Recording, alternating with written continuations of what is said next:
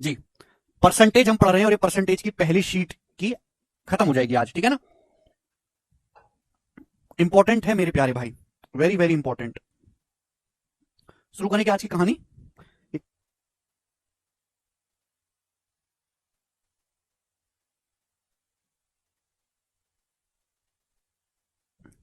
ठीक है जी। तो कल की क्लास में मैंने आपको एक कंसेप्ट समझाया था, ए इंटू बी बराबर कांस्टेंट। दो संख्या का प्रोडक्ट कांस्टेंट है तो एक संख्या जिस रेशियो में होगी दूसरी उसकी रिवर्स रेशियो में होगी। क्या आपको कल का कंसेप्ट समझ में आया? तो उस पर मैंने सवाल भी करवा दिया, तो हम आगे चलेंगे भैया। ठीक है भाई, आगे के टाइप करेंगे हम आज। सवाल नंबर 104, अगला टाइप आपके सामने में फेंक के मारने वाला हूं, सुनिएगा।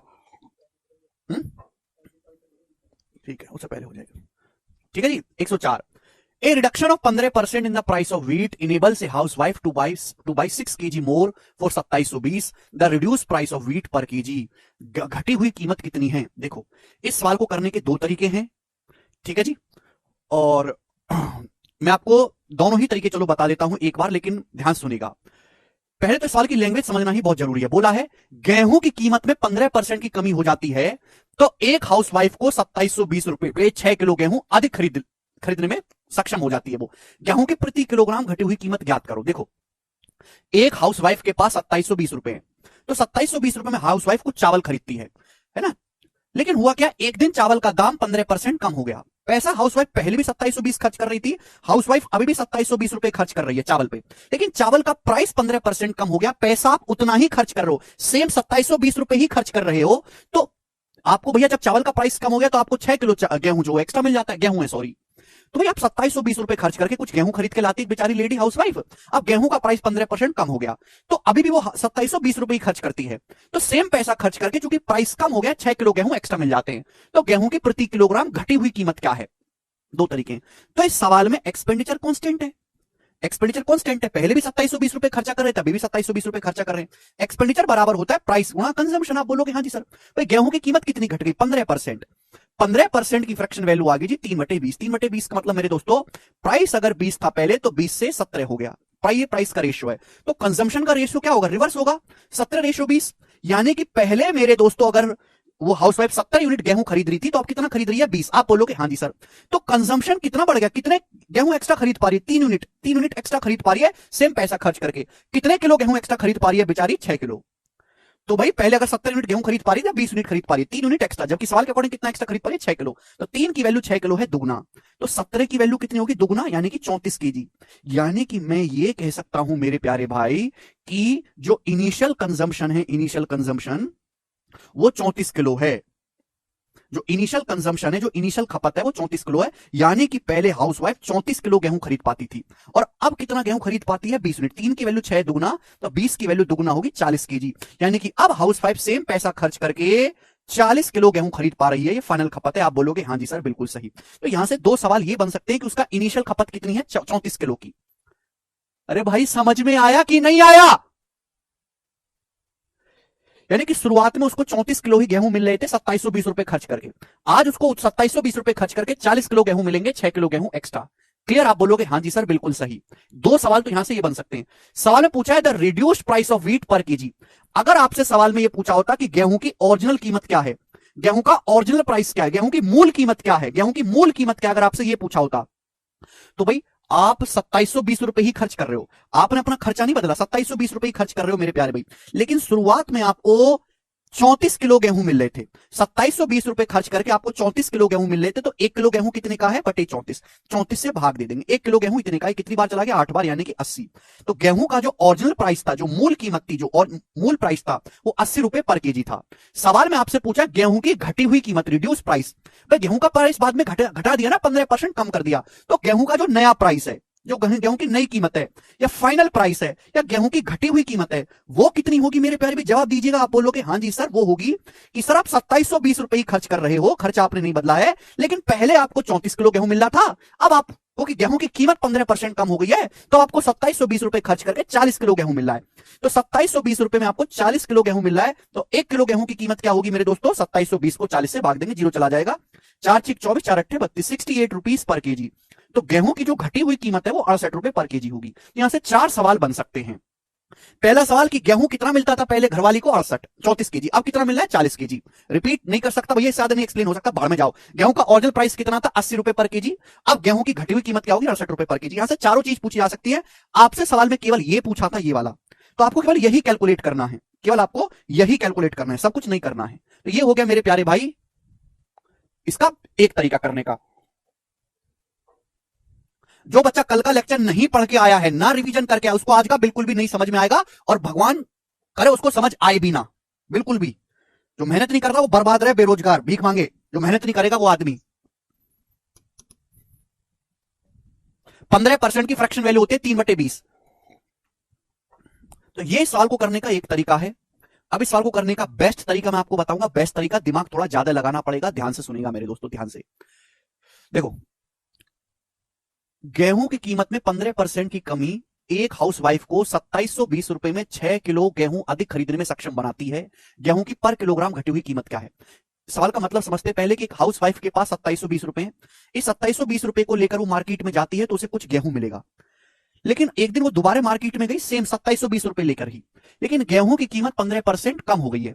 आप अपना खर्चा नहीं बदले, 2720 रुपए ही खर्च कर रहे हो, पहले भी 2720, आज भी 2720। तो भाई गेहूं सस्ता हो गया, खर्चा आप 2720 रुपए ही कर रहे हो, तो इसकी वजह से हाउसवाइफ को 6 किलो गेहूं एक्स्ट्रा मिल गया, क्योंकि गेहूं सस्ता हो गया है।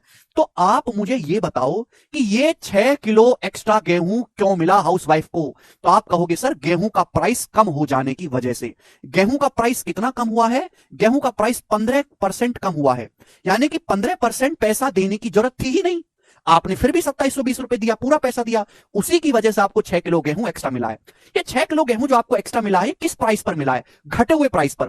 भाई गेहूं की कीमत 15% कम हुई है, 15% का फ्रैक्शन वैल्यू होता है 3/20। यानी कि अगर गेहूं का प्राइस पहले 20 था, अगर गेहूं का प्राइस पहले 20 था, तो 20 से 3 घटके, 20 से 3 घटके 17 हो गया, गेहूं के प्राइस का रेशियो आ गया। समझ में आया? आप बोलोगे हाँ जी सर समझ में आया। तो ये जो गेहूं आपको एक्स्ट्रा मिला होगा तो घटे दाम पर मिला होगा ना, अगले दिन जब वो मार्केट में गई तो गेहूं की कीमत घट चुकी है। तो 6 किलोग्राम गेहूं का जो नया प्राइस है, जो घटा हुआ प्राइस है, वो क्या होगा मेरे दोस्तों? क्या आप डायरेक्ट नहीं कर सकते कि 6 किलोग्राम गेहूं का जो रिड्यूस प्राइस होगा मेरे प्यारे भाई, हर कोई बालक ये सोच सकता है कि खर्चा आप 2720 रुपए ही कर रहे हो, गेहूं की कीमत 15% कम होगी, तो 6 किलो गेहूं जो एक्स्ट्रा मिला है क्यों मिला है? गेहूं का प्राइस 15% कम हो जाने की वजह से। यानी कि आपको 15% पैसा देने की जरूरत ही नहीं थी, आपने फिर भी दिया, उसकी वजह से आपको 6 किलो गेहूं एक्स्ट्रा मिला। तो 6 किलो गेहूं का जो प्राइस होगा वो 2720 रुपए का 15% होगा। 2720 रुपए का 15%। आप बोलोगे हाँ जी सर, 6 किलो गेहूं की जो घटी हुई कीमत होगी वो डायरेक्ट 2720 रुपए का 15% होगी। एक सेकंड में सवाल सॉल्व। अगर 6 किलो गेहूं का रिड्यूस प्राइस 2720 का 15%, आपसे पूछा प्रति किलोग्राम 1 किलो गेहूं की घटी कीमत, तो 1 किलो गेहूं का रिड्यूस प्राइस क्या होगा 1 किलो का? तो बटे 6 कर देंगे। आप बोलोगे हैं सर 6 से भाग कर देंगे। 15% की फ्रैक्शन वैल्यू क्या होती है बच्चों? 15% का फ्रैक्शन वैल्यू होता है 3/20। आप बोलोगे हाँ जी सर ये जीरो कट जाएगा, 6 दूनी 12, अब ये 3 से 6 तो 2 बार चला जाएगा ना, 2 दूनी 4, तो 4 6 24 और 4 अट्ठे 32, 68 रुपीज। तो 1 किलो गेहूं का जो रिड्यूस प्राइस है वो 68 रुपये आ गया, और ये सवाल का आंसर है ऑप्शन नंबर बी। ये है बेस्ट तरीका, ठीक है ना, रेशियो से ज्यादा बेस्ट तरीका है लॉजिकली। तो अगर आपसे गेहूं की घटी हुई कीमत पूछा जाए तो 68 रुपये पर केजी आएगा। ये मैंने आपको समझाने के लिए इतना कुछ लिखा है, ये लाइन लिखने की जरूरत थोड़ी ना थी, सवाल का सॉल्यूशन केवल इतना सा है। हाँ, अगर इस सवाल में गेहूं की घटी हुई कीमत ना पूछ के बच्चों आपसे पूछ ले गेहूं की ओरिजिनल मूल कीमत बताओ, कि गेहूं का ओरिजिनल प्राइस क्या है, मूल कीमत बताओ, ओरिजिनल प्राइस बताओ, तो आप बताते क्या? भाई अगर गेहूं का प्राइस पहले 20 था तो 15% घटने के बाद 17 हो गया। आप पहले गेहूं का घटा हुआ प्राइस ही निकालोगे 68 रुपए। गेहूं की जो घटी हुई कीमत है 68 रुपए पर केजी, ये फाइनल प्राइस आएगा। ये कैलकुलेट करने के बाद क्या है फाइनल प्राइस। तो 17 की वैल्यू बच्चों 68 है 4 गुना, तो ओरिजिनल प्राइस भी 20 की वैल्यू भी 4 गुना होगी, 80 रुपए। तो गेहूं का ओरिजिनल प्राइस भी आप निकाल सकते थे 80 रुपए पर केजी, अगर पूछा होता। समझ में आया? आप बोलोगे हाँ जी सर बहुत बढ़िया, इसमें तो कोई डाउट ही नहीं है। ठीक है जी, चलो ये वाला सवाल आप मुझे करके बताओ, मैं बिल्कुल नहीं बताऊंगा। बिल्कुल ऐसा ही सवाल है मेंस का, बस डाटा चेंज है, जल्दी से करके बताइए 1 सेकंड में। चावल का प्राइस 25% कम हो जाता है तो एक आदमी उतना ही पैसा खर्च करके 30 किलोग्राम चावल अधिक खरीद पाता है। यदि खर्च 5400 है, चावल का प्रति किलोग्राम, यहां पे ओरिजिनल प्राइस पूछा है, वास्तविक मूल्य पूछा है, बताओ जल्दी से।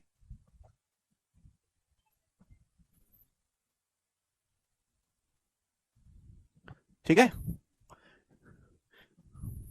शीट नोट्स वाले सेक्शन में मिलती है प्रशांत, नोट्स वाले सेक्शन में अपलोड करते हैं। फाइनल प्राइस नहीं पूछा, ओरिजिनल प्राइस पूछा है, जल्दी से बताओ सब बच्चे। सी ऑप्शन आ गया, 60 रुपये पर केजी कर सकते हैं, ये बताइएगा। इसको भी आप मुझे करके बताइएगा, मैं नहीं बताऊंगा बिल्कुल भी। ये परसेंटेज का सेकंड मोस्ट इंपॉर्टेंट टाइप है, दूसरे नंबर का सबसे ज्यादा पूछे जाने वाला सवाल। और मैं आपको इतना पढ़ा रहा हूं और इतना प्रैक्टिस करवा रहा हूं कि आपको केवल शीट लगानी है, प्रीवियस ईयर का सवाल लगाने की कोई जरूरत नहीं है। दो तरह के मास्टर है मार्केट में, वो आधा अधूरा पढ़ाते, पूरा सिलेबस है, ये पूरा सिलेबस है जैसे, तो उन्होंने बस सिलेबस का ये हिस्सा पढ़ा दिया, ये पढ़ा दिया, ये इतना पढ़ा दिया, ठीक है। बाकी बच्चा खुद प्रीवियस ईयर का इतना प्रीवियस ईयर है इतना सारा, और फिर वो पूरा प्रीवियस ईयर लगा रहा है, सब लगा रहा है सब। मैं आपसे कह रहा हूं कि मेरी शीट है इतनी इतनी, बाकी टीचर से दुगनी साइज की लगभग, और मैं आपको ये सारा करा रहा हूं, सारा ये सारा हो गया सारा। तो ना ये करने की जरूरत ना ये करने की जरूरत, सब कुछ इसी में है। समझ में आया?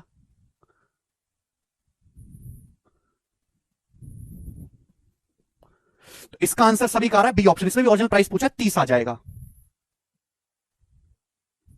ठीक है। चलिए ये बताऊंगा मेरे प्यारे भाई, करो ये वाला मैं बताऊंगा। 107 सनी ओरिजिनल प्राइस पूछा बेटा, original price. A family spend 240 per month two by sugar. एक फैमिली चीनी खरीदने पर परिवार हर महीने 240 रुपए खर्च करता है। ए राइस, एक परिवार है हर महीने चीनी पर 240 रुपए खर्च करता है। A rise of 25% in the price of sugar compels the family to reduce the monthly consumption of sugar by 1.5 kg as it decide to spend the same amount of money on purchase of commodity। एक परिवार चीनी पर 240 रुपए खर्च करता है। अब चीनी का प्राइस 25% बढ़ गया, चीनी का जो प्राइस है 25% बढ़ गया, तो फैमिली को मेरे दोस्तों अपना कंजम्पशन, सॉरी 1.5 kg कम करना पड़ा, 1.5 kg डिसाइड कम करना पड़ा फैमिली को, अपना कंजम्पशन जो है वो 1.5 kg कम करना पड़ा। क्यों? क्योंकि फैमिली जो है सेम अमाउंट खर्च कर रही है चीनी की कमोडिटी पर, यानी कि 240 रुपए। एक फैमिली पहले भी 240 रुपए खर्च करती थी, आज भी 240 रुपए खर्च करती है। अब चीनी महंगी होगी, 25% महंगी होगी, तो जाहिर सी बात है फैमिली को 1.5 किलो चीनी कम खानी पड़ेगी। तो चीनी अपने ने चीनी फैमिली ने अपनी खपत 1.5 किलो कम कर दी चीनी की। चीनी का बढ़ा हुआ प्राइस क्या है, चीनी का इंक्रीज्ड प्राइस क्या है? तो भाई साहब क्या आपको पता नहीं है 1.5 किलो चीनी का जो फाइनल प्राइस होगा, जो आपने 1.5 किलो चीनी, 1.5 किलो चीनी कम क्यों मिली है? तो आप कहोगे सर चीनी का प्राइस बढ़ जाने के कारण। तो 1.5 किलो चीनी का जो फाइनल प्राइस है, डायरेक्ट 1.5 किलो चीनी का जो फाइनल प्राइस है वो क्या होगा? 240 रुपए का 25%। चीनी का प्राइस 25% बढ़ जाने के कारण ही आपको 1.5 किलो चीनी कम मिली है। तो 1.5 किलो चीनी का जो बढ़ा हुआ प्राइस होगा वो डायरेक्ट 240 का 50% होगा, 240 का 25% होगा, यानी कि 1/4। ये 1.5 किलो चीनी का बढ़ा हुआ प्राइस है, तो 1 किलो चीनी की कीमत क्या होगी? बटे 1.5। तो 1.5 चौका 6, 240 को 6 से भाग करेंगे 40, तो 40 रुपए पर केजी चीनी का बढ़ा हुआ प्राइस है। सी ऑप्शन आंसर, खत्म। अगर आपसे पूछा होता चीनी का ओरिजिनल कीमत बताओ, ओरिजिनल कीमत बताओ, ओरिजिनल प्राइस है तो चीनी का बढ़ा हुआ प्राइस है। चीनी का प्राइस बढ़ा कितना है? 25%। 25% की फ्रैक्शन वैल्यू होती है 1/4, यानी कि चीनी का प्राइस अगर पहले 4 था तो जो प्राइस 4 से बढ़ के 5 हो गया। चीनी का फाइनल प्राइस क्या है? 40 रुपए, हमेशा फाइनल प्राइस आएगा। 5 किलो 40 है, फाइनल प्राइस ही क्यों आएगा? कि आपने जो 1.5 किलो चीनी कम खरीदी है, ये 1.5 किलो चीनी जो आपको कम मिली है, ये रिड्यूस प्राइस पर है, सॉरी फाइनल प्राइस पे है। तो 5 किलो 40 8 गुना, तो 4 की वैल्यू 8 गुना, यानी कि 32। तो चीनी का जो ओरिजिनल प्राइस था वो 30 रुपए पर केजी था, अगर आपसे पूछा होता तो। खत्म, ठीक है। मुझे लगता है कि आपको बात समझ में आई है, जिसको नहीं समझ में आई है वो स्किप कर दो, ठीक है। ज्यादा इसको टाइम दिया ही नहीं जा सकता समझाने के लिए। आगे चलते हैं, अगला सवाल। सवाल नंबर है आपके सामने मेरे दोस्तों यहां पर 108। देखो 3 क्वेश्चन है अब इसके, 3 क्वेश्चन है अब इसके बाद, इसी कंसेप्ट पे है। a गुणा b बराबर कांस्टेंट और ये मिसलिनियस है,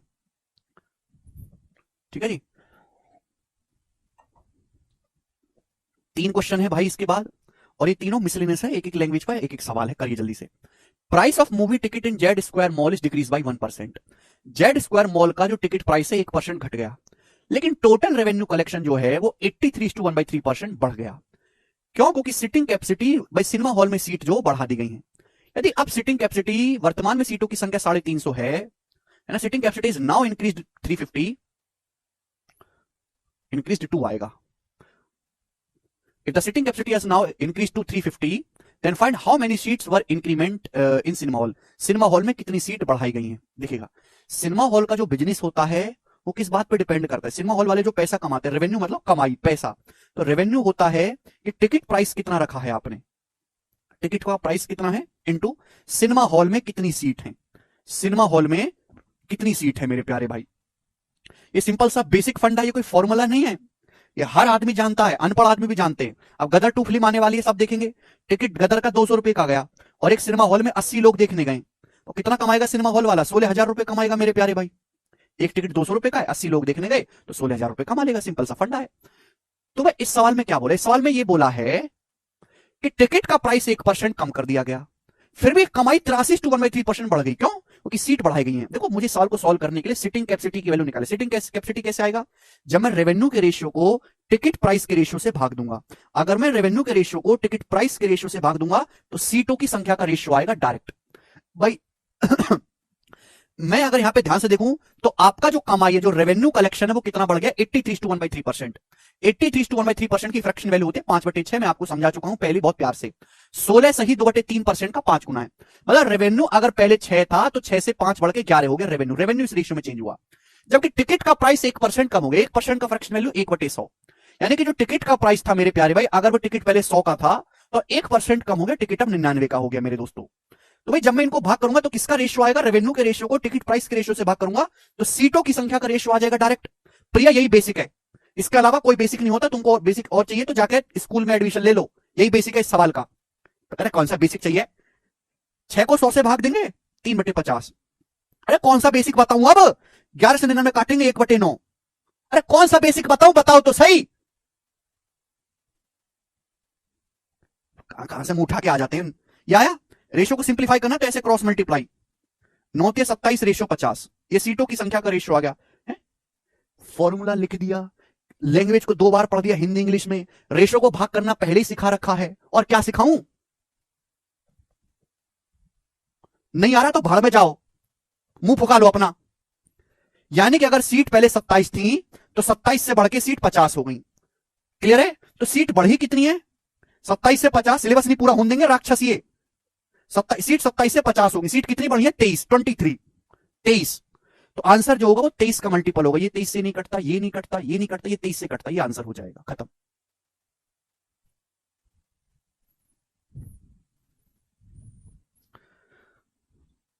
अभी प्रेजेंट में सीटों की संख्या कितनी? 350। अगर सॉल्व करना चाहते हैं तो अभी प्रेजेंट में 350 सीट है, बढ़ने के बाद कितनी कर दी? 350।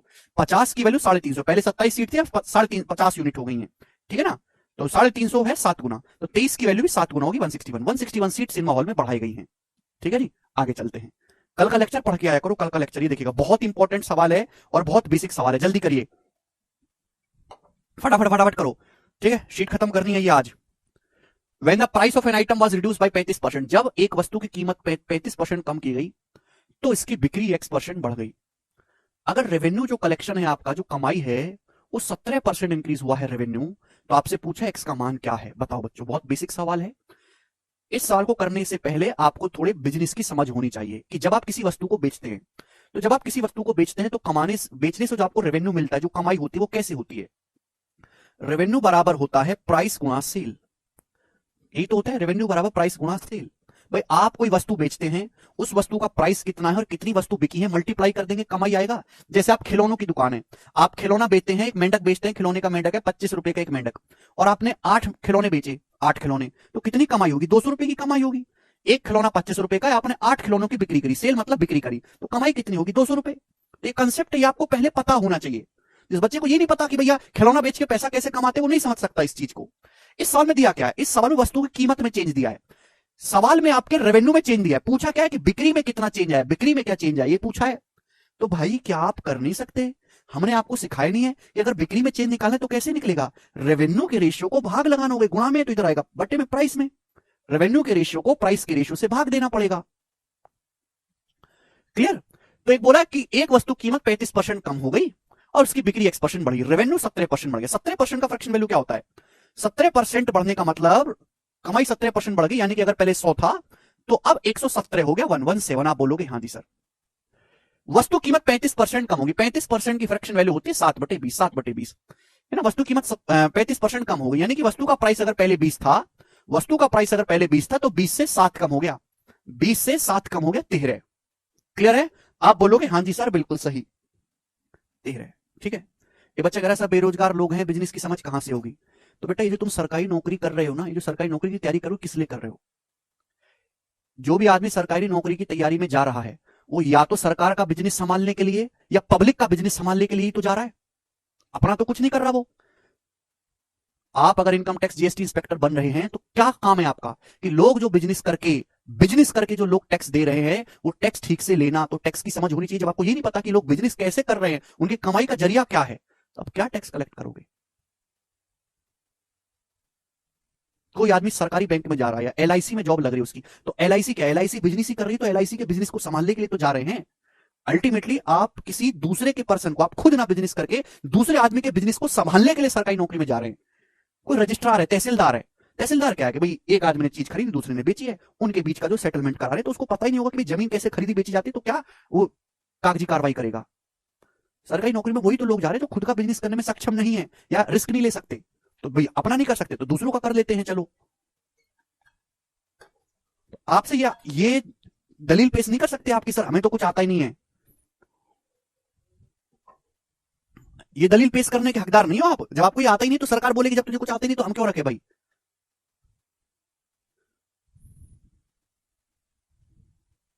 ठीक है, तो रेवेन्यू के रेशियो को अगर आप प्राइस के रेशियो से भाग देंगे तो सेल, बिक्री का, वस्तु की बिक्री का अनुपात आ जाएगा। जो भी आपको कैलकुलेट करना होता है उसके लिए बिक्री का रेशियो निकालना है, ठीक है ना।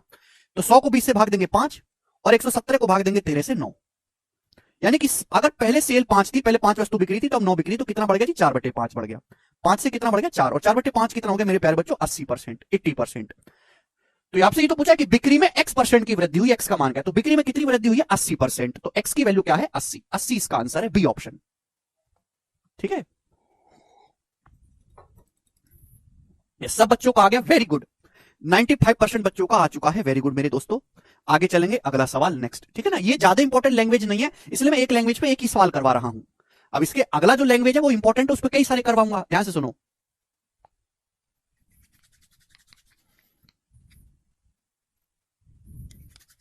जी। ये बताइएगा बच्चों, एक, ध्यान से सुनिएगा मेरे प्यारे भाई, एक गांव की जनसंख्या 12,960 है, ठीक। इनमें से 7/12 भाग पुरुष हैं और बाकी महिलाएं हैं, ठीक है। 45% पुरुष विवाहित हैं, ठीक है। सभी विवाह जो हैं वो मोनोगैमस है। मोनोगैमस मतलब एक आदमी एक स्त्री से शादी कर रही है और एक स्त्री एक ही पुरुष से शादी कर रही है। विवाहित लोगों के साथ उनके जीवन साथी रहते हैं, ठीक है भाई। तो विवाहित महिलाओं का परसेंटेज कितना है जी मेरे प्यारे भी बताइएगा। कौन इस सवाल को करेगा और ऑप्शन भी आपके सामने है, बताओ। देखिएगा मेरे दोस्तों, आप मुझे बताओ कि शादीशुदा लोग हम कैसे कैलकुलेट करते हैं। तरीके तो इसके मेरे प्यार भी कई सारे हैं, पर मैं रेशियो से ही आपको बताऊंगा। मैरिड पॉपुलेशन, आप मैरिड लोग कैसे निकालते हो, शादीशुदा लोग कैसे निकलेंगे मेरे प्यारे भाई? बराबर टोटल लोग गुणा परसेंटेज ऑफ मैरिड पीपल, गुणा परसेंटेज ऑफ मैरिड पीपल। यही सिंपल सी बात है। आप बोलोगे सर ये क्या है, तो सिर्फ मैं एक एग्जांपल लेके भी बताता हूं। जैसे सपोज मेरे दोस्तों एक गांव में टोटल 200 लोग हैं, सपोज जैसे सपोज एक गांव में टोटल 2000 लोग हैं और 2000 में से सपोज 55% मैरिड है, 55% शादीशुदा है। एक गांव का आंकड़ा निकला कि इस गांव में 2000 लोग रहते हैं, 2000 में से टोटल 55% की शादी हो रखी है। तो कितने लोग शादीशुदा हैं? 2000 का 55% गुणा करेंगे, 1100 लोग शादीशुदा हैं। यही आ गया ना। आप बोलोगे हाँ जी सर ये कंसेप्ट है, तो आपको ये चीज पता होनी चाहिए। अब आपकी सपोज विलेज डेवलपमेंट, आप वीडियो बन गए ग्राम विकास अधिकारी, अब आपको ये कंसेप्ट पता ही नहीं है, तो आप कैसे आप सरकार को आंकड़ा भेजोगे कि मेरे गांव में टोटल इतने लोग हैं, उसमें इतने परसेंट मैरिड है, इतने लोग मैरिड हुए, कैसे आप बताओगे? बताओ, बताइए। विलेज डेवलपमेंट, आप वीडियो ऑफिसर बन गए तो वहां वीडियो को पूरे गांव का डाटा रखना पड़ता है। इस गांव की टोटल जनसंख्या ये है, एक बच्चा भी पैदा होता है तो उसका रिकॉर्ड मेंटेन करना पड़ता है। इस गांव में ये बच्चा पैदा हुआ, इस घर में टोटल लोग हैं, उसमें इतने परसेंट मैरिड है, तो मैरिड लोगों की संख्या ये होगी। अब किसी आदमी को ये चीज आती ही नहीं है, कैसे करेगा? इसलिए तो गवर्नमेंट एसएससी की तैयारी के लिए बोल रही है, समझ में? तो यू शुड नो दिस, ये जनरल बातें हैं, ये कोई हाईफाई चीजें नहीं कि कोई रॉकेट लॉन्च कर रहे हैं हम लोग, ठीक है। चलिएगा, तो एक गांव की जनसंख्या 12,960 है, हमें इसकी कोई जरूरत नहीं है क्योंकि इस सवाल में आपको परसेंटेज पूछा है केवल, ठीक है जी। चलो, तो इसमें 7/12 भाग पुरुष है, बाकी महिलाएं। इस लाइन का क्या मतलब है? इस लाइन का मतलब ये है मेरे प्यारे भाई कि अगर टोटल 12 लोग गांव में हैं, अगर टोटल 12 लोग गांव में हैं तो उसमें से 7 पुरुष है, 7 मेल हैं, तो बाकी की जो है 5 वो फीमेल है। ये मेल फीमेल का रेशियो है, ये मेल फीमेल का रेशियो। अगर 7 आपके मेरे दोस्तों मेल है तो बाकी की जो 5 बची, 12 माने 7, 5 फीमेल है। सवाल में साफ साफ बोला है कि हर आदमी ने एक ही शादी करी है, सारे विवाह जो है मोनोगेमस है, यानी कि भाई यानी कि जितने आदमियों की शादी होगी उतनी ही औरतों की शादी होगी, जितने मेल मैरिड हैं उतनी ही फीमेल मैरिड हैं। जितने भाई अगर गांव में 100 आदमियों की शादी हुई है तो 100 ही औरतों की शादी हुई होगी, जितने मेल मैरिड है उतनी फीमेल मैरिड है। सभी विवाह जो हैं वो एक पत्नी वाले हैं, एक पति वाले हैं। इसका मतलब कि अगर दो संख्याओं का प्रोडक्ट कांस्टेंट रखना है, जितनी मेल मैरिड उतनी फीमेल मैरिड, तो मैंने आपको समझाया है, अगर दो संख्याओं का प्रोडक्ट कांस्टेंट है तो एक संख्या जिस रेशियो में होगी दूसरी उसकी रिवर्स रेशियो में होगी, यानी कि मैरिड पीपल का जो परसेंटेज का जो रेशियो होगा वो रिवर्स होगा, 5:7 रिवर्स रेशियो होगा। आप बोलोगे हाँ जी सर समझा। सवाल ने साफ साफ बोला 45% पुरुष विवाहित है, तो मेल, पहले मेल लिखा है, मेल कितने विवाहित है 45%। तो बच्चों 5 की वैल्यू 45% है, 9 गुना 5 नाम 45, 9 गुना 9 गुना। तो फीमेल कितनी मैरिड है 9 गुना, 7 का 9 गुना 63% फीमेल मैरिड है, और यही सवाल का आंसर हो जाएगा, बी ऑप्शन करेक्ट है। खत्म। ठीक है जी, ये बस सवाल हो गया। अब देखो ये बेसिक कंसेप्ट था जो मैंने आपको समझाने के लिए लिखा, पेपर में ये थोड़ा ना लिखोगे आप, पेपर में आप इस सवाल का सॉल्यूशन केवल इतना करोगे बच्चों अगर आया, बाकी सब चीज है बेसिक। ठीक है, और उसके अलावा पता नहीं बालक क्या जानना चाहते हैं, समझ नहीं आया। ठीक है जी, चलेगा। इसके बाद मेरे दोस्तों इसी कंसेप्ट में अगली लैंग्वेज, टाइप नहीं बदला, टाइप सेम चल रहा है। ठीक है, इनकम टैक्स वाला सवाल। इसके बाद मेरे दोस्तों अगला टाइप इनकम टैक्स वाला सवाल, और ये बहुत पॉपुलर है, बहुत बहुत ज्यादा पॉपुलर है, और आप सभी लोगों ने ये सवाल देखा होगा, ध्यान से समझिएगा मेरे प्यारे भाई। ठीक है, और इस पर मैं आपको 4 क्वेश्चन करवाऊंगा, 4 ही क्वेश्चन है ना इस पे, 111 है, 4 क्वेश्चन, 100, हाँ 4 क्वेश्चन है, उसके बाद फिर लास्ट टाइप पे खत्म हो जाएगा चैप्टर। चलिएगा, बताइएगा। A man's annual income has increased by rupee 1.2 lakh, but the tax on income that he has to pay has reduced from 12% to 10%। बोला है एक आदमी की वार्षिक आय में 1.2 लाख रुपए की वृद्धि होती है, बट इनकम पर लगने वाला जो टैक्स है वो 12% से 10% हो जाता है। आदमी अभी भी उतना ही टैक्स पे करता, अभी भी उतना ही कर देता है जितना पहले देता था। उसकी बढ़ी हुई इनकम कितनी है, लाख में आपको बताना। देखो, एक आदमी की सालाना इनकम 1.2 लाख रुपए बढ़ गई। भाई इनकम अगर किसी आदमी की बढ़ गई है तो भैया टैक्स भी बढ़ना चाहिए, टैक्स भी ज्यादा भरेगा आदमी, लेकिन टैक्स नहीं बढ़ा, जितना टैक्स पहले देता था आज भी उतना ही टैक्स दे रहा है। ऐसा क्यों हुआ? क्योंकि टैक्स रेट कम हो गया। इनकम पे जो लगने वाला टैक्स है वो पहले 12% था, 10% हो गया। इसकी वजह से आदमी जितना पहले टैक्स दे रहा था आज भी उतना ही टैक्स दे रहा है। ठीक है जी, तो आपसे पूछा उसकी बढ़ी हुई इनकम, कभी कभी एक्स मानकर बेसिक से बताएं सर, कभी कभी ये क्या कह रहा है, कभी कभी एक्स मानकर बेसिक प्लीज बात ट्रिक से समझ में आता है। बाहर में गया तुम्हारा एक्स, एक्स से पढ़ना है तो मेरे पास रुकने की कोई जरूरत नहीं है, यूट्यूब के फर्जी मास्टर से पढ़ लो, जीवन भर एक्स, आज भी एक्स। एक्स मान के बताओ, घूसा मार के मुंह को तोड़ दूंगा, एक्स मान के बताओ।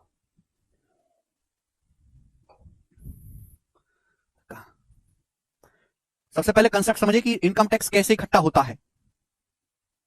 बैच क्यों लिया, किताब ले लेते, किताब में ही है सब एक्स मान के, एक्स मान के। इनकम टैक्स बराबर इनकम गुणा रेट ऑफ इनकम टैक्स। तो पंचवर्षीय योजना नहीं है कि 5 साल तक सिलेबस खींचना है।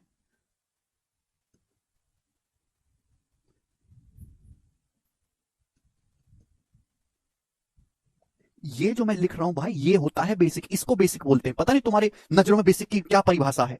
इनकम टैक्स बराबर होता है इनकम गुणा rate of income tax. Hindi में अगर मैं लिखूं तो आयकर, टैक्स मतलब कर बोलते हैं हिंदी में, आयकर बराबर आय गुणा आयकर की दर। कैसे होता है मेरे दोस्तों, सपोज, ध्यान से सुनेगा, सपोज आपकी इनकम 50,000 रुपए है, एग्जाम्पल के लिए कि आपकी इनकम 50,000 रुपए है, और सरकार ये कहती है कि जितनी तुम्हारी इनकम है उसका 8% आप हमें टैक्स देंगे। तो इसको बोलते हैं रेट ऑफ इनकम टैक्स की। सरकार आपसे इनकम का जितना परसेंट डिमांड करती है कि भाई आप 100% कमा रहे हो तो 100% में से 8% हमें दो, बाकी का तुम रखो, तो उसे बोलते हैं रेट ऑफ इनकम टैक्स, जितनी सरकार आपकी इनकम में से छीन लेती है।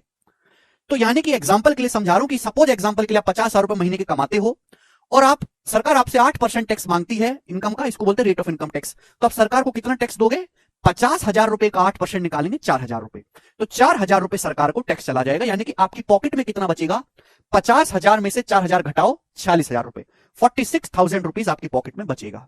ठीक है ना, 50,000 में से 4,000 टैक्स ले लिया सरकार ने, 40,000 बचेगा। ठीक है दोस्तों, तो ये होता है बेसिक जो है टैक्स की कैलकुलेशन। समझ में आया ये कंसेप्ट, ये है कंसेप्ट। अब सुनो, एक आदमी की सालाना इनकम 1.2 लाख रुपए बढ़ जाती है, बट इनकम पे लगने वाला जो टैक्स रेट है, भाई इनकम पे अगर पहले 12% का टैक्स लग रहा था, अब वो 12% से घटके सरकार ने दया के हिसाब से 10% कर दिया। लेकिन आदमी भाई उतना ही टैक्स भरता है जितना पहले भरता था। आदमी जितना टैक्स पहले भरता था सेम उतना ही टैक्स भर रहा है, टैक्स में कोई चेंज नहीं आया। तो भैया इसका मतलब तो हमने आपको समझाया है, दो संख्याओं का प्रोडक्ट कांस्टेंट है, इनकम टैक्स कांस्टेंट भरा है, जितना आईटीआर पहले गया था आज भी उतना ही आईटीआर गया है। तो अगर दो संख्याओं का प्रोडक्ट कांस्टेंट है, एक संख्या जिस रेशियो में होगी दूसरी उसकी रिवर्स रेशियो में होगी। भाई रेट ऑफ इनकम टैक्स का रेशियो क्या है, 12:10 का रेशियो है, 6:5। 12:10 को अगर मैं काटूंगा 6:5 का रेशियो है, तो आदमी की इनकम का रेशियो रिवर्स होगा 5:6। 12-10 का रेशियो क्या है? 6-5 है, तो रिवर्स करेंगे 5:6। आप बोलोगे हाँ जी सर बिल्कुल सही, 5:6। ठीक है, क्लियर, 5:6। यानी कि अगर आदमी की इनकम पहले 5 थी तो 5 से बढ़ के 6 होगी, तो आदमी की इनकम बढ़ी कितनी? 1 यूनिट। जबकि आदमी की इनकम सवाल के अकॉर्डिंग बढ़ी कितनी है? 1.2 लाख रुपए आदमी की इनकम बढ़ी है, तो 1 यूनिट का मतलब 1.2 लाख रुपए आ गई। आपसे पूछा आदमी की बढ़ी हुई आय पूछा, पुरानी आय नहीं पूछा, बढ़ी हुई आय पूछा है। यानी कि इसका मतलब ये हो गया कि अगर आदमी की पहले इनकम 5 थी तो बढ़ी हुई इनकम 6 की वैल्यू पूछी है। अगर 1 की वैल्यू 1.2 लाख है तो 6 की वैल्यू क्या होगा? 6 का 1.2 गुना, 6 का 1.2 गुना करेंगे 7.2 लाख। इस सवाल का आंसर है जो कि बी ऑप्शन एकदम करेक्ट है। सभी को बात समझ में आई है? ठीक है, बोलो हाँ।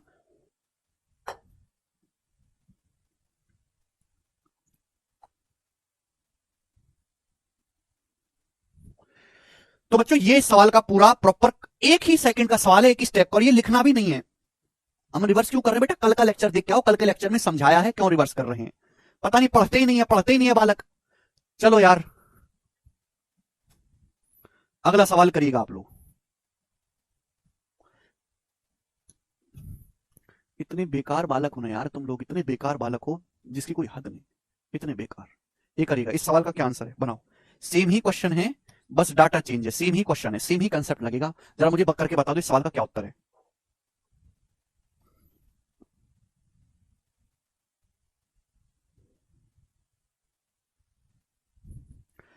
एक आदमी की वार्षिक इनकम, एक आदमी की सालाना आय 2.6 लाख रुपए से बढ़ी है, लेकिन उस आय पर टैक्स जिसका उसे भुगतान करना है वो 17.1% से 13.3% तक कम हो गया। दोनों ही केसेस में 35% इनकम टैक्स फ्री है। वह अब भी पहले की तरह टैक्स देता है, ठीक है ना? Okay, he paid equal, if he had paid equal taxes in both cases, दोनों ही केसेस में उसने इक्वल टैक्स जमा किया है। तो आपसे पूछा है आदमी की इनिशियल इनकम, प्रारंभिक आय क्या है? देखिएगा, ये कंसेप्ट आपके सामने लिखा हुआ है। एक आदमी की सालाना आय 2.6 लाख रुपए बढ़ गई। भाई अगर किसी आदमी की इनकम बढ़ रही है तो जाहिर सी बात है सरकार को टैक्स भी ज्यादा देना चाहिए, लेकिन वो टैक्स उतना ही पे कर रहा है जितना पहले करता था, टैक्स का भुगतान उतना ही कर रहा है जितना वो पहले कर रहा था। क्यों? क्योंकि इनकम पे जो लगने वाला टैक्स का रेट है वो पहले 17.1 था, इनकम पे पहले 17.1% टैक्स लग रहा था, आज उसी इनकम पे केवल 13.3% टैक्स देना पड़ रहा है सरकार को। दोनों ही केसेस में 35% इनकम टैक्स फ्री है। तो बच्चों इस लाइन का कोई मतलब नहीं हो कि दोनों ही केस में 35% इनकम टैक्स फ्री है, आपको केवल कंफ्यूज करने के लिए दिया है। भाई अगर 35% इनकम टैक्स फ्री है तो लग कितनी इनकम पे रहा है? 65% पे ही तो टैक्स लग रहा है, तो हम इसी पे कैलकुलेशन कर लेंगे, क्या दिक्कत है? पहले केस में भी इनकम का 65% पे टैक्स लग रहा था, आज भी 65 पे लग रहा है, रेशियो लोगे तो कट ही जाएगा, कोई दिक्कत ही नहीं है। तो भाई आदमी की इनकम बढ़ गई लेकिन इनकम पे लगने वाला टैक्स सेम है, आदमी जितना टैक्स पहले पे कर रहा था आज भी उतना ही पे करेगा। बोलो हाँ या ना? आप बोलोगे हाँ जी सर बिल्कुल सही, कोई प्रॉब्लम नहीं। अगर दो संख्याओं का प्रोडक्ट कांस्टेंट है, कल ही समझाया, तो एक संख्या जिस रेशियो में चेंज होगी दूसरी उसकी रिवर्स रेशियो में चेंज होगी। भाई रेट ऑफ इनकम टैक्स का क्या रेशियो है? इसका रेशियो बताओ किससे जा रहा है? 19 से 19 निम्मा 171, 19 सत्ते 133, 19 से कट रहा है। रेट ऑफ इनकम टैक्स का रेशियो 9:7 है, तो आदमी की इनकम का रेशियो रिवर्स होगा 7:9।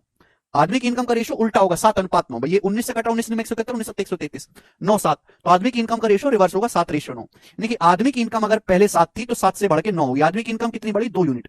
जबकि सवाल के अकॉर्डिंग आदमी की इनकम बढ़ी है 2.6 लाख, तो 2 की वैल्यू 2.6 लाख है, कितने गुना? 1.3 गुना। तो आदमी की इनिशियल इनकम क्या है? इनिशियल इनकम है 7 यूनिट, 7 की वैल्यू भी मेरे दोस्तों 1.3 गुना होगी, 9 तेरे सत्ते क्या में 9.1 लाख। इस सवाल का आंसर है ए ऑप्शन करेक्ट है, 9.1 लाख।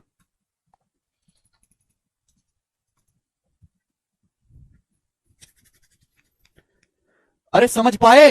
जितने भी बच्चे लेक्चर देख रहे हैं क्या उनको ये सवाल समझ में आया? जिनको समझ में आया वो कमेंट में यस लिखें, और जिनको नहीं आया वो 2 बार यस लिखें। इतना बेसिक सवाल, इतना आसान सॉल्यूशन, इतनी सिंपल लैंग्वेज। हाँ लेकिन समझ उसी को आएगा जिसने कल का लेक्चर देखा होगा, जिसने नहीं देखा उसको नहीं आएगा समझ में, आना भी नहीं चाहिए। और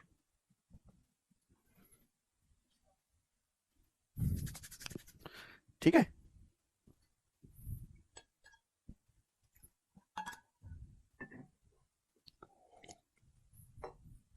ठीक, मुझे लगता है ये सभी को बात पल्ले पड़ी है। ठीक है, अगला क्वेश्चन देखो, थोड़ा सा चेंज है और थोड़ा सा कंफ्यूजिंग भी है, ठीक है, इसलिए मैं इसको दोनों ही तरीके से बताऊंगा। ध्यान से सुनिएगा, जो आपको पसंद है एग्जाम में वैसे करिएगा। कहां गया जी? आपके सामने सवाल है 113 नंबर जी, ये है सवाल आपके सामने। सवाल प्रीवियस ईयर का पूछा हुआ है, नया क्वेश्चन नहीं है। एक आदमी की सालाना इनकम 4.5 लाख रुपए बढ़ जाती है, ठीक है, एक आदमी की जो सालाना इनकम है वो 4.5 लाख रुपए बढ़ जाती है, लेकिन इनकम पे जो लगने वाला टैक्स है वो 26% से 20% हो जाता है। अब उसको 12,000 रुपए अधिक टैक्स देना पड़ता है, ठीक है। अब वो अपनी इनकम पे 12,000 रुपए अधिक टैक्स देना पड़ रहा है। तो आपसे पूछा है आदमी की बढ़ी हुई इनकम बताओ, बढ़ी हुई इनकम क्या है आदमी की, जवाब दीजिएगा कैसे करेंगे, करो बच्चों। तो ये सवाल पिछले सवाल की तरह नहीं है, क्यों कि इस सवाल में इनकम टैक्स कांस्टेंट नहीं है भाई, पहले जितना टैक्स दे रहा था अब उससे 12,000 रुपए ज्यादा टैक्स दे रहा है। तो ये सवाल पिछले सवाल की तरह तो है नहीं। इस सवाल को करने का पहला तरीका एक्स मान के, ठीक है, एक्स मान के भी आसान है ये वाला, इसलिए बता रहा हूं कि माना भाई आदमी की जो शुरुआत में इनकम थी वो एक्स थी, एक्स लाख, अब 4.5 लाख रुपए बढ़ गई, ये मैं लाख में करूं, आदमी की जो शुरुआत में इनकम थी वो एक्स लाख रुपए थी, अब आदमी की इनकम 4.5 लाख रुपए बढ़ के एक्स प्लस 4.5 लाख रुपए हो गई। ठीक है, आप बोलोगे हाँ सर। भाई आदमी जो है अपनी इनकम पे पहले कितना टैक्स दे रहा था, 26%। तो आदमी अपनी एक्स लाख रुपए की इनकम पर पहले 26% टैक्स दे रहा था। आदमी पहले कितना टैक्स दे रहा था, इतना, इनिशियल इनकम में पहले टैक्स इतना था मेरे दोस्तों आदमी का, एक्स का 26%। अब वो कितना टैक्स दे रहा है, 20%, रेट 26 से 20 हो गया। आदमी की अब इनकम है x plus 4.5 lakh, x plus 4.5 lakh, और अब आदमी अपनी इनकम पे 20% टैक्स दे रहा है, 20%। आप बोलोगे हाँ जी सर बिल्कुल सही, ये आदमी अब इतना टैक्स पे कर रहा है सरकार को, समझ में आ गया, आप बोलोगे हाँ जी सर। और इन दोनों के बीच का डिफरेंस ही 12,000 रुपए। भाई आदमी जितना टैक्स पहले देता था अब उससे 12,000 रुपए ज्यादा टैक्स देना पड़ रहा है, यानी कि आदमी अब जितना टैक्स भर रहा है और पहले जितना टैक्स भरता था उसका डिफरेंस 12,000 रुपए के बराबर है। ये हो गया, आप बोलोगे हाँ जी सर बिल्कुल सही, ये बात हमें अच्छी तरीके से समझ में आ गई। बस यहां एक लाइन का ये सवाल बन गया, यहां से अगर आप एक्स कैलकुलेट कर लोगे, एक्स कैलकुलेट कर लेंगे तो आपका आंसर आ जाएगा। अब कैलकुलेशन भी, कंसेप्ट तो बहुत दूर की बात है, कैलकुलेशन ही आपसे नहीं होती है। देखो ये मैंने माना है लाख में कि आदमी की शुरुआत में इनकम एक्स लाख थी, 4.5 लाख है, ये तो लाख में लिख रहा है अमाउंट, एक्स प्लस 4.5 लाख, ये एक्स लाख, ये हजार में लिख रहा है, ऐसे कैसे चलेगा। इस 12,000 रुपए को भी तो लाख में बदलना पड़ेगा भाई, अगर सब कुछ लाख में लिखा है तो 12,000 को भी लाख में लिखना पड़ेगा। अब मेरे देश के जवान मूर्खों ये बताओ कि 12,000 रुपए को लाख में कितना कहेंगे, बताओ जरा, 12,000 रुपए को लाख में कितना कहेंगे। भाई लड़कियां तो इतनी बेकार है ना, इतनी बेकार हैं लड़कियां तो पढ़ने में जिसकी कोई हद नहीं, ज्यादातर लड़कियां इतनी बेकार हैं पढ़ने में, मतलब मुझे तो समझ नहीं आ रहा कि जैसा उनका दिमाग का स्तर है वो पढ़ ही क्यों रही हैं। 12,000 को लाख में क्या कहेंगे, तो 1 लाख में मतलब होता है हजार हजार के 100 नोट, 1 लाख का मतलब हजार हजार के 100 नोट, 100,000, तो 12,000 को लाख में बदलना है तो 1 लाख से हम भाग कर देंगे मेरे प्यार भी, तो आ जाएगा 0.12 लाख, 0.12 लाख, तो 12,000 का मतलब हो गया 0.12 लाख, 1 लाख से भाग करेंगे। आप बोलोगे हाँ जी सर बिल्कुल सही। बस अब मुझे यहां से बस एक्स कैलकुलेट करना है। अब बताओ बच्चों परसेंटेज का मतलब क्या है, 1/100, पर 20% का मतलब 20/100, 20% को आप क्या कहोगे 20/100, 26% मतलब 26/100, ये 20% का मतलब है 20/100, 20% 20/100, तो बटे 100 और यहां भी बटे 100, तो बटे 100 उधर जाके गुणा में चला जाएगा ना, गुणा में चला जाएगा मेरे प्यारे भाई, गुणा में चला जाएगा। 20% मतलब 20/100, 26% मतलब 26/100, 100 गुणा में चला जाएगा उधर, तो हो गया जी 12, 100 की 0.12 में गुणा होगी 12, ये आ गया मेरे प्यारे भाई। आप बोलोगे हाँ जी सर बिल्कुल सही, सिंपल है। अब एक्स की 20 में गुणा 20x और ये -26x, तो 20x और -26x हो गया माइनस का 6x, 4.5 की 20 में गुणा होगी 9, बराबर आ गया मेरे दोस्तों यहां से 12, 4.5 की 20 में गुणा होगी मेरे दोस्तों, सॉरी कितना आ जाएगा आपका 90, 90 आएगा, बराबर आ गया दोस्तों 12। तो 6x का मान क्या आएगा, 6x उधर 90 - 12 यानी कि 78, 78, तो x का मान आ गया 13, कैलकुलेट 78/6 13, 13 × 78, तो सॉल्व करने पर x का मान 13 आ गया। आपसे आदमी की बढ़ी हुई इनकम पूछे तो बढ़ी हुई इनकम होगी 13 प्लस 4.5, 13 में 4.5 जोड़ेंगे तो 17.5 लाख, तो आदमी की जो बढ़ी हुई इनकम है वो 17.5 लाख रुपए है, ए ऑप्शन इसका आंसर है।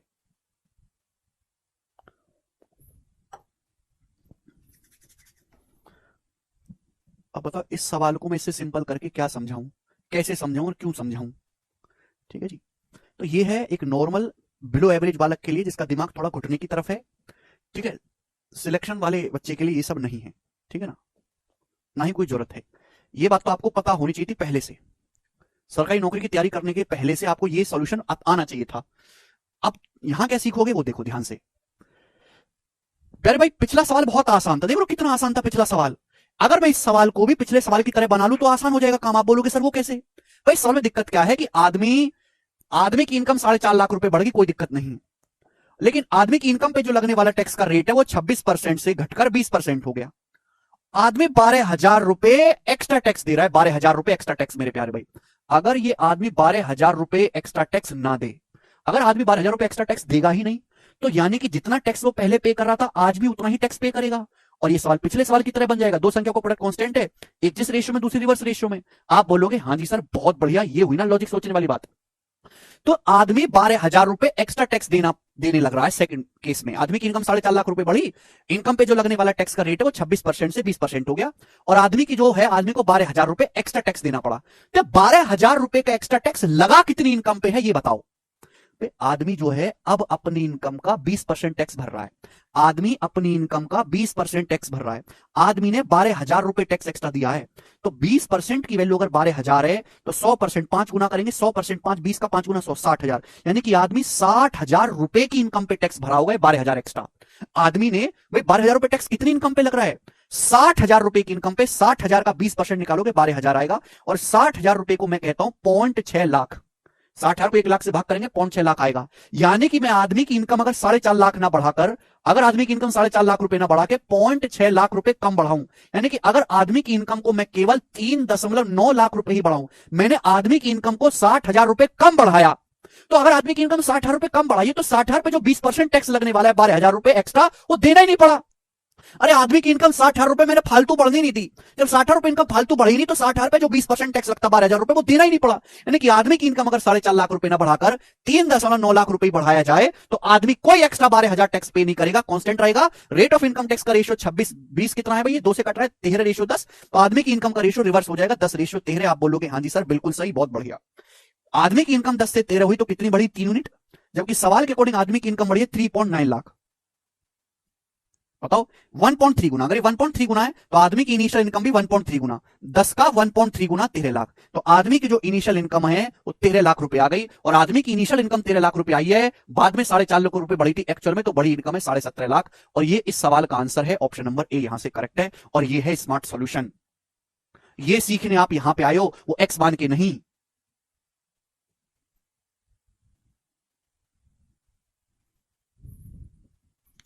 ये किताबों में नहीं मिलेगा, किसी किताब में नहीं मिलेगा ये दुनिया की।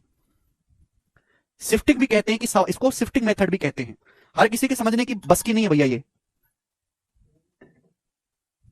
ठीक है भाई, समझ में आया।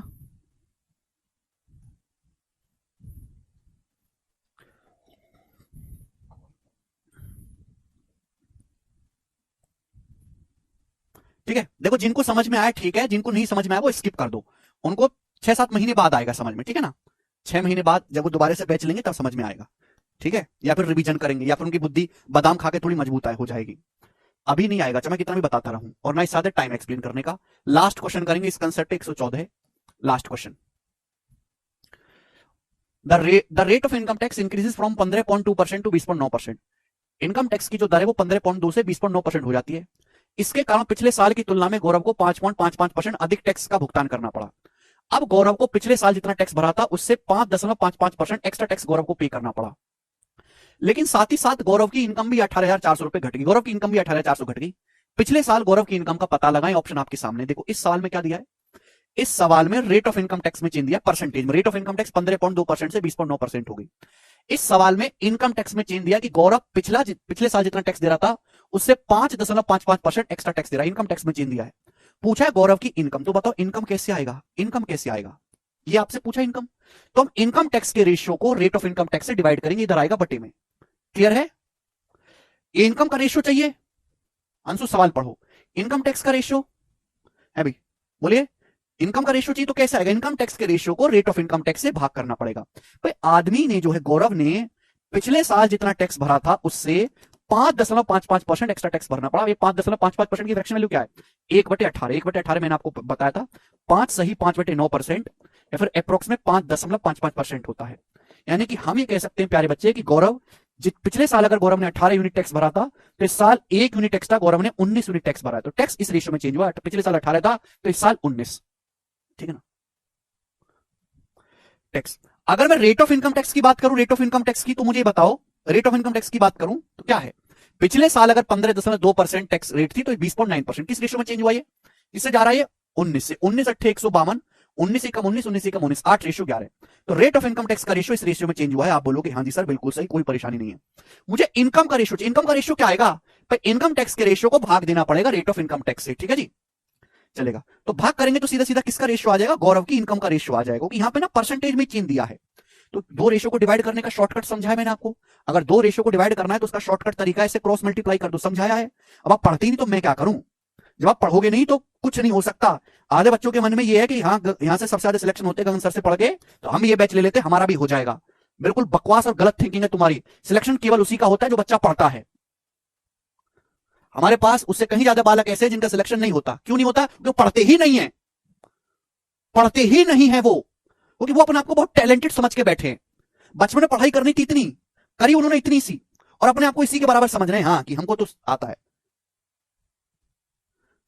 जितनी मेहनत की जरूरत उतनी मेहनत करते ही नहीं। 2 नाम 18, 2 चौक 8, 2 से कट रहा है तो 11 और 19 चौक 76 आ जाएगा। 11 और 19 चौक 76, 99 रेशियो 76 आ गया। 99 रेशियो 76 आ गया।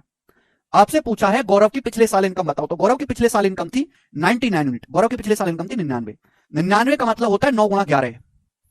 99 का मतलब होता है 9 गुणा 11, यानी कि आंसर जो भी होगा वो 9 से भी कटेगा, 11 से भी। ये ऑप्शन 11 से कटता है, बस ये काटो ना 11 से। 11 से नहीं कटता, ये भी 11 से नहीं कटता, ये भी नहीं कटता, ये उत्तर हो जाएगा, बात समाप्त। सॉल्व करना चाहते हैं तो करो। सॉल्व करना चाहते हैं तो ये देखो, गौरव की इनकम 99 से घट के 76 होगी, तो घटी कितनी, तो आप कहोगे सर 23 यूनिट घटी। 9 - 6 3, 9 - 7 2, और गौरव की इनकम घटी कितनी, 18,400 रुपए। तो 23 यूनिट की वैल्यू 18,400 रुपए कितनी गुना, 800 गुना। 23 8 184, 800 गुना है। तो गौरव की पिछले साल इनकम थी 99 यूनिट, तो 99 यूनिट की वैल्यू 99 गुना 800। भाई 99 की जगह 100 होता तो 100 गुना 800 आता, 80,000। 80,000 से 800 कम आएगा, 80,000 से 800 कम, ये वाला ऑप्शन है, ए ऑप्शन करेक्ट है। इसी के साथ ये टाइप समाप्त होता है बच्चों। 4 टाइप के सवाल इस पे बनते थे, मैंने आपको चारों करवा दिए भाई साहब। अब बताओ मैं क्या करूं तुम्हारे लिए, किडनी निकाल के दे दूं? एक लैंग्वेज को समझाने में मैंने आपको 30 मिनट लगा दिया, आधा घंटा इन्वेस्ट कर दिया, इससे ज्यादा तो नहीं कर सकता।